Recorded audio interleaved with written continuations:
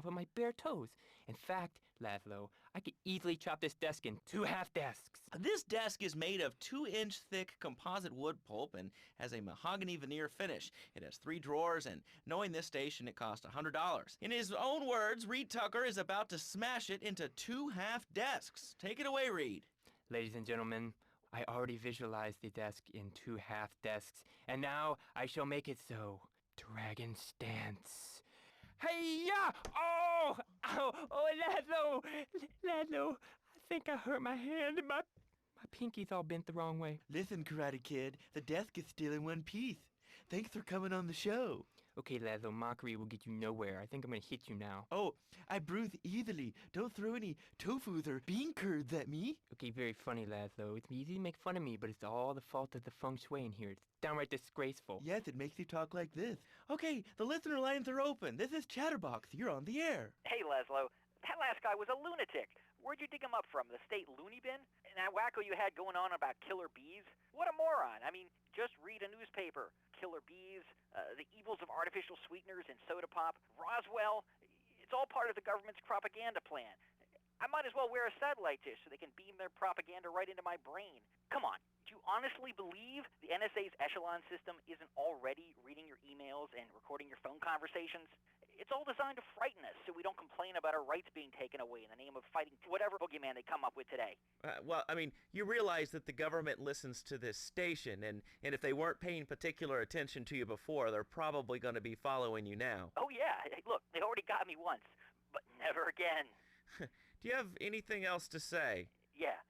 Free Kevin! All right, we're talking about short guys, killer bees, the Magna Carta, well, the red light on the wall is flashing, which means that the owner of the station has an important announcement to make. Let's go live to his office. Hello, my name is Donald Love. You're listening to a Love Media station. Enjoy. Wow, man, that was deep. You know, I really like working here. This station, it feels like my second family, except that we have a snack machine. And I tell you, working here beats the hell out of digging sewage ditches outside Kuala Lumpur. All right, let's go to the phones. Hello, caller. You're on Chatterbox. Laszlo, man, I was listening to that English wimp you were talking to earlier. I mean, do these guys realize how wussy they sound? I mean, they have the nerve to call crackers biscuits, and they say aluminium instead of aluminum. I mean, what's up with that? They all think they sound so smart with the little funny accents. I mean, I got something for them. Speak English, you limey morons. Well, you know, I think they were speaking English before we were. The people over here were speaking Shoshone and Cherokee. Man, Cherokee schmarokee, man. And another thing, what's up with them calling soccer football? Man, you ever watch soccer? Man, that's a boring game, man. I'll tell you what soccer is. Soccer's for little girls, man. Football, now that's an American sport. It teaches you good, wholesome American values, man, like stealing other people's land by force and wearing tight pants while you do it. What are you talking about? I'm talking about being a man, Laszlo. Something you wouldn't know anything about from the sound of things. I'll tell you, I bet you played wimpy stuff like touch football and basketball. Look, I'm running around the court bouncing the ball, and I'm 7'3". I'm telling you, man, I only play men's sports like football and hopscotch. Hopscotch? That's a girl's game. Man, that ain't a girl's game, man. Not rugby hopscotch. Man, get me in a scrum and I'm dangerous. I'll take anybody down. I'm the hopscotch master. I got fly skills in hopscotch. You know what I'm saying? Yeah, I mean, I kind of see your point, but, you know, you'd be a little cranky, too, if your empire had fallen apart over the last 100 years. And speaking of commerce, it's time for some commerce here. Let's go to commercials. We'll be back after this. Has your marriage gone stale? Has the spark gone out of your love life? Looking to add a little adventure to the monotony of monogamy?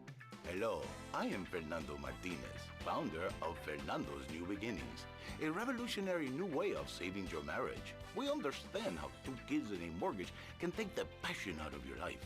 With our 3-step program, you'll rediscover romance guaranteed. Hi, my name's Phil. I've got 3 kids, 2 cars, and a mortgage. My love life was going stale, even before my wife's car accident. Then I called New Beginnings. Thanks to Fernando, I'm still married. But on Wednesday afternoons, I meet Barbara at the motel by the turnpike. See, the passion is back. Phil's marriage is saved, and his kids will have a daddy to look up to. Call New Beginnings today. 555-9292. It will be a miracle. I guarantee it. Fernando's New Beginnings. We turn an ending into a new beginning. Mom, there's a package for you. But I didn't order anything. What's this? How sweet. Gee willikers, it's a puppy. Everybody loves a puppy. And now you can ship one anywhere just by logging on to petsovernight.com. Petsovernight.com, delivering little bundles of love in a box directly to your door. And who says that e-commerce isn't a brilliant idea? All right, speaking of brilliant, you're listening to Chatterbox with me, Laszlo. Let's go over here to the phones and see what's plaguing Liberty City. Hello, caller. You're on the air. Wow, I got through. Laszlo, I think your last few callers are a perfect example of manners in this city. People are rude, and they don't seem to care about anything but themselves. Perfect example. The other day, I stopped at the store to pick up an exercise bar because I hadn't had breakfast or lunch. So I go up to pay, and the lady's like, $1.25, please. So I get out my checkbook, and this guy behind me is like, oh, come on, lady, you don't have $2? And I said, as a matter of fact, I don't. I spent my last $2 last night buying gas at these ridiculous gas prices. And besides, who are you anyway? Can't you see that I'm wearing my I Walked for the Cure t-shirt? People are so inconsiderate. Well, you'll get no argument from me. I mean, I get every inconsiderate moron in Liberty City calling into this show. I mean, people think that I have no feelings whatsoever. Exactly. Another perfect example. The other day, I'm over at the hospital to have lunch with my girlfriend, Charisse, and this maniac comes right up on my bumper, flashing his lights, and I'm like, hey, guy, the light is red. You can't just come up behind me honking and flashing your lights. Then he gets over this megaphone and says, to the woman in the teal maibatsu monstrosity, please move to the side. Can you believe it? I mean, who has a megaphone rigged into their car? People are so obnoxious these days and rude. I mean, I tell my nanny to teach my kids some manners. You know, I think that's a lesson to us all. All right, hello, next caller. You're on Chatterbox. Hello, Laszlo. Did that woman say she was a nanny? Because Freddie needs a nanny because he's been a very naughty boy. No nannies. Let's go to our next caller. All right. Colonel James T., United States Marine Corps, 2nd Battalion. Laszlo, that caller made a really valid point. These kids today have no respect for authority. And there is one thing that would whip them into shape. Let me guess. The military. That's right. The military teaches you respect, obedience, and it gives you a good pension. These kids that thought they were going to be millionaires, look where the super information highway has gotten them. Nowhere. It's a dead end. Uncle Sam takes care of his boys. And some girls. If more people would join the military, this would be a better country. And I tell you another thing about respect. These kids don't respect veterans. We fought for your freedom. When I came back from the Australian-American War, I didn't get a hero's welcome. I didn't get a pat on the back from my friends and neighbors saying, thanks for fighting for our freedom, James. After years of fighting in the trenches, I come back here and everyone's watching TV. Now, can you tell me what this Australian-American War was? I mean, I really never heard of it. God, not another one. Have you read a history book lately, son? The Australian-American War was the biggest war since the big one. I tell you, I didn't do 2 tours and take boomerang shrapnel in my head so I could come back here and have a bunch of hippies deny history. Those Aussies are ruthless. They even wired kangaroos with explosives. Come hopping into camp, knock out 10 guys. Well, thanks for the history lesson. All right, let's go over here. Hello, caller. You're on Chatterbox. Yeah? Is that Laszlo? Yes, it is. Who's this? My name ain't important. It's real unimportant, okay? No, not really. I mean, this is a radio show. People usually tell us their name. My name is real unimportant.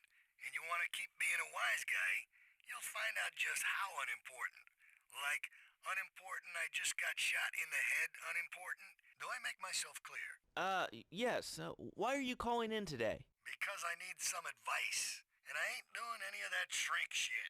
If you swear again, we're gonna have to cut you off. This is a family show. Sorry. I'm just a little unhappy, a bit agitated, real angry. It's my ma. She don't think I'm a real man. Can you imagine that? I mean, I do a man's job and all, but she treats me like a little boy. All I get is, your pa this and your pa that, and you ain't a real man, Tony, and it's driving me freaking nuts. Well, Tony... Tony? How'd you know my name was Tony? You tracing this call? 'Cause if you are, you're gonna get real intimately acquainted with what your brains look like. My name ain't Tony, okay? Okay.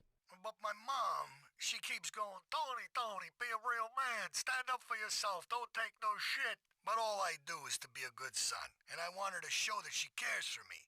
Show that she loves me. And, say I was a good kid. But it seems like nothing's ever good enough for her. You know what I mean? What do I do? Well, sir, in life we have a lot of obligations, and we just kind of have to face up to them. And right now, I'm obligated to play some commercial announcements. We'll be back right after this. We've got a new friend for...